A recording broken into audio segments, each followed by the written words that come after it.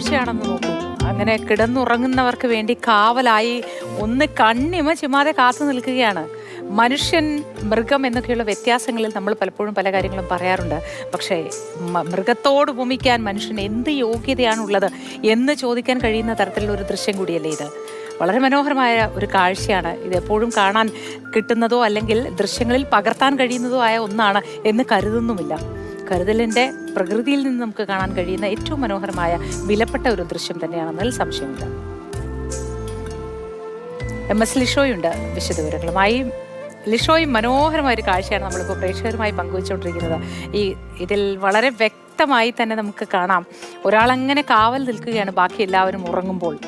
നമ്മൾ മനുഷ്യരാണ് ഏറ്റവും വിവേകശാലികളെന്നോ ബുദ്ധിശാലികളെന്നോ അല്ലെങ്കിൽ വൈകാരികമായി ഇടപെടുന്നവരെന്നൊക്കെ അഹങ്കരിക്കുന്ന സമയത്ത് നമുക്ക് എങ്ങനെയാണ് മനുഷ്യനാണ് ബുദ്ധിശാലിയെന്നോ വിവേകശാലിയെന്നോ പറയാനാവുക അല്ലേ ലിഷോയ്?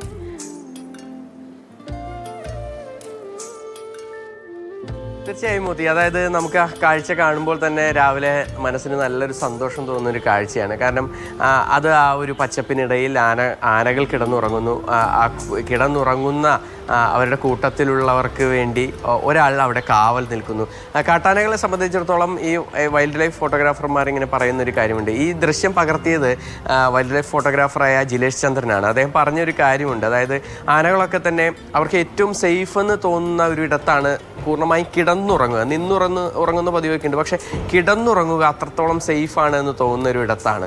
അപ്പോൾ ഈ കൂട്ടമായി ഉള്ള സമയത്ത് തന്നെ കുറച്ച് പേർ ഉറങ്ങുമ്പോൾ കുറച്ച് പേർ ഇങ്ങനെ കാവൽ നിൽക്കും. ഇതൊരു സ്ഥിരമായിട്ടുള്ളൊരു കാര്യമാണ്. പക്ഷേ അത് അങ്ങനെ നമ്മൾ മനുഷ്യർക്ക് അങ്ങനെ കാണാൻ പറ്റുന്ന ഒരിടത്തായിരിക്കില്ല മിക്കവാറും ആനകളൊക്കെ കിടന്നുറങ്ങുക. ഒന്നുകിൽ ഉൾക്കാട്ടിലോ അല്ലെങ്കിൽ ഈ വനത്തിൻ്റെ അവർക്ക് ഏറ്റവും സേഫ് എന്ന് തോന്നുന്ന ഒരു ഇടത്തോ ഒക്കെ ആയിരിക്കും.